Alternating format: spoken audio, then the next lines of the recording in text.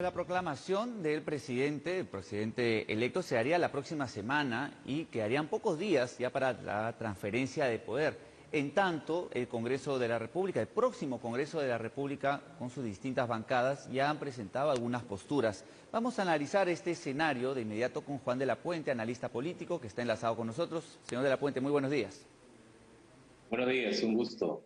Pues bien, en primer lugar, ¿cuál sería el primer reto político del próximo presidente de la República, considerando el escenario de las posturas de algunas bancadas y además el poco tiempo, lo que mencionaba al inicio, que va a tener para la transferencia? Hemos visto que ya hay algunas reuniones, se han dado ayer incluso reuniones en Breña entre Pedro Castillo y los miembros de su partido político. ¿Qué decisiones deberían afrontar, sobre todo en la composición del gabinete? Bueno, yo creo que son dos retos que se encuentran en el mismo nivel. Uno es el reto de despolarizar el país, porque evidentemente no hay que ocultar, el país se encuentra polarizado y la victoria del señor Castillo es por mínimos. Y el segundo reto es de producir el cambio. De modo que esta idea de despolarizar y organizar el cambio me parece que están al mismo nivel.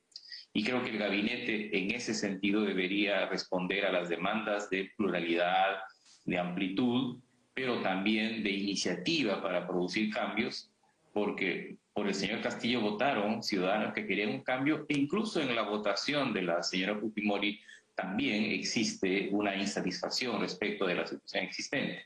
Yo empezaría diciendo que esos son los principales retos para organizar el gabinete.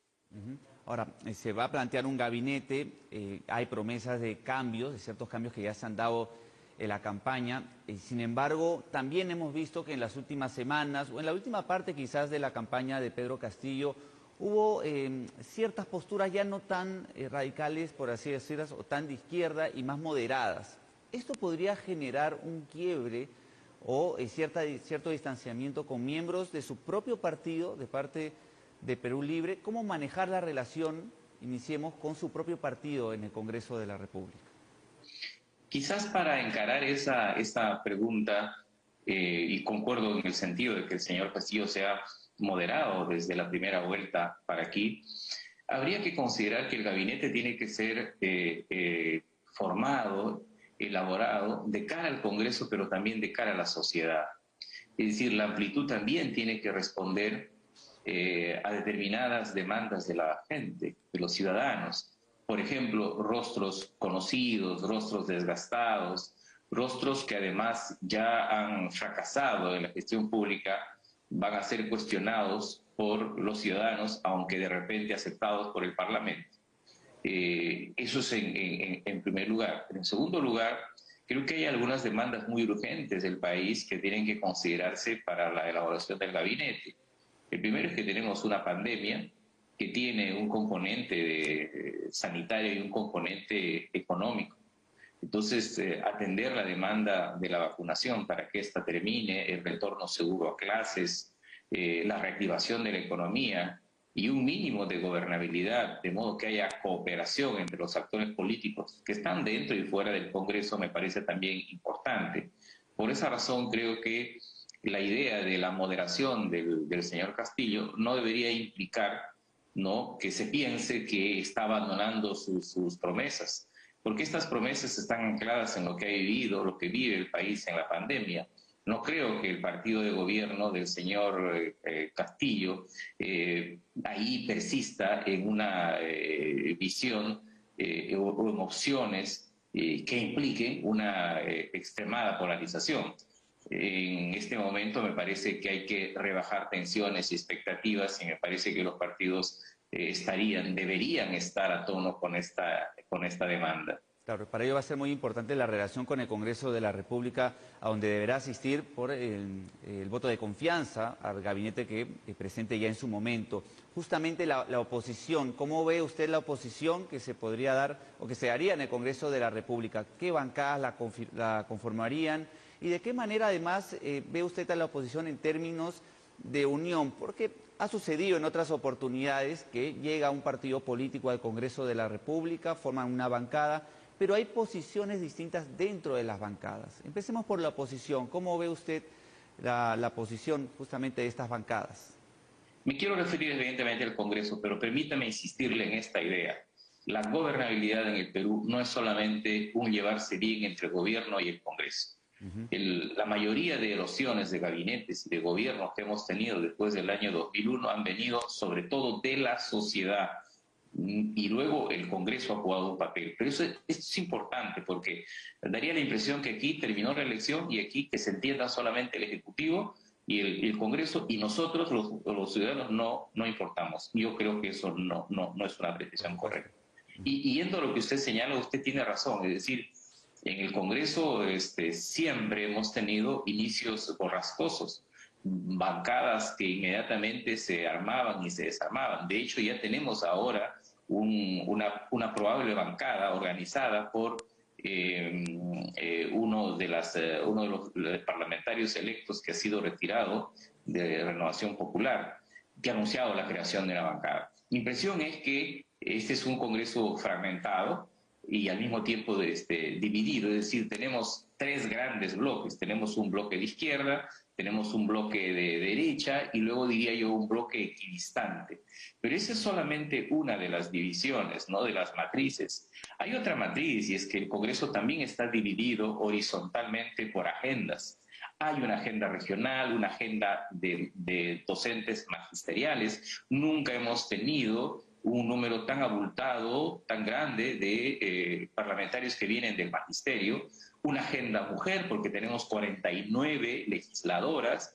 Hay una agenda ambiental, una agenda de reforma económica, hay una agenda vinculada a obras públicas. De modo que esta combinación entre las demandas o entre división vertical de las bancadas y esta división horizontal podría hacer crujir algunas de estas bancadas. Creo que la primera que tiene dificultades es la bancada de Acción Popular, sobre la que se ha dicho, se ha señalado reiteradamente que tiene ahí matices muy armados. Creo que al interior también de Perú Libre habrán tensiones.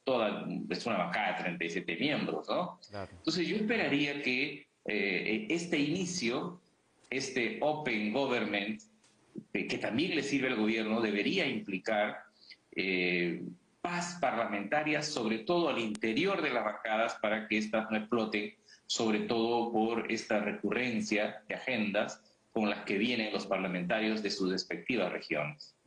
Usted mencionaba a Perú Libre, la bancada oficialista en este caso. Ayer hubo una reunión con la dirigencia de este partido y se esperaba a Vladimir Cerrón. Finalmente, aparentemente estuvo él en esta reunión, no se pudo confirmar su presencia. Sin embargo, es recurrente la figura de él en las decisiones del partido político Perú Libre. ¿Cómo debería lidiar con esto el presidente, bueno, cuando sea ya proclamado Pedro Castillo presidente de la República en un eventual gobierno? ¿Cómo debería manejar esta situación considerando las críticas o los cuestionamientos que tiene el señor Vladimir Cerrón? Bueno, para mi gusto, mi impresión es que la bancada oficialista o próximamente oficialista se ha expresado con moderación, ¿eh? No ha sido hasta ahora una bancada ruidosa, tiene uno o dos voceros que se han expresado públicamente.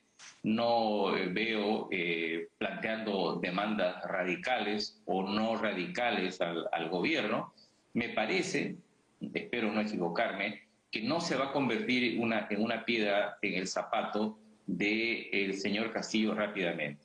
Y la cuestión del señor Cerrón es un asunto que está vinculada a la política de fuera del Congreso inicialmente, porque lo que se le ha planteado al señor Castillo es que tenga una mayor lejanía de la que ha exhibido hasta ahora del señor Cerrón. En tanto, el señor Cerrón hace sentir su peso de líder del partido, como por ejemplo la convocatoria a este Congreso, digamos, de manera sorpresiva. Creo que había que considerar que en el Perú hay una tradición en el sentido que los presidentes electos desde Fujimori, desde el año 90, en realidad no gobiernan con equipos con los que han ganado la elección. Pasó con Fujimori en 90, con Toledo, con García en la segunda etapa, con Humala, incluso con Kuczynski. Entonces yo esperaría que de manera práctica la figura del presidente de la República se maneje un poco más independiente, yo no estaría hablando del señor Cerrón como un aliado privilegiado del señor Castillo. El presidencialismo peruano, a pesar de su moderación, es un presidencialismo fuerte, de modo que la figura del presidente no acepta estas copresidencias, estas alianzas privilegiadas con una persona. La figura del presidente sigue siendo en el país una figura solitaria y muy personal. Claro, señor de la Puente, usted mencionaba algo muy importante, que es la gobernabilidad más allá de la relación con el Congreso de la República, para ir finalizando. Por lo tanto, ¿en qué otros sectores el próximo gobierno debe buscar tender puentes o buscar de cierta manera obtener cercanías para poder mantenerse y tener fuerza más allá del Congreso de la República? Sectores de agrupaciones civiles o quizás otras asociaciones. ¿En dónde ve usted la posibilidad también de tender puentes en la relación para mantener una gobernabilidad?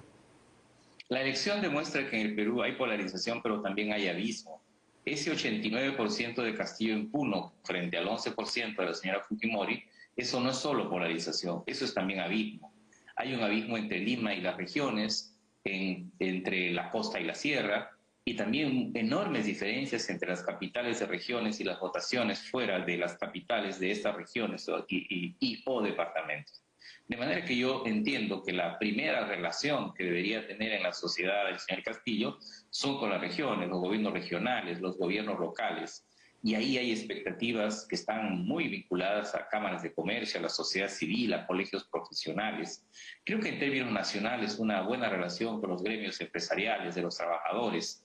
Me parece que un gobierno que intente rápidamente organizar alguna forma de consenso expreso, o sea, con una especie de, llámese como se llame, un acuerdo nacional, un gran consenso, un gran diálogo, sería muy útil, pero este es un gobierno que va a tener una dificultad de partida con Lima. Hay que recordar que Lima votó 65% a favor de la señora Fujimori y 35% a favor del señor Castillo. La relación Entonces con los es un gobiernos gobierno que en la propia capital va a aparecer como con, digamos, dificultades para organizar una cierta estabilidad. Por eso tiene que hilar muy fino en esta idea de despolarizar el país, pero también organizar el cambio. Un gran reto de que tendrá por delante el próximo gobierno. Muchas gracias, Juan de la Puente, analista político, estuvo con nosotros y bueno, a la espera también de la proclamación del próximo presidente de la República, el presidente de la República electo, que se hará ya oficialmente, esperemos la próxima semana.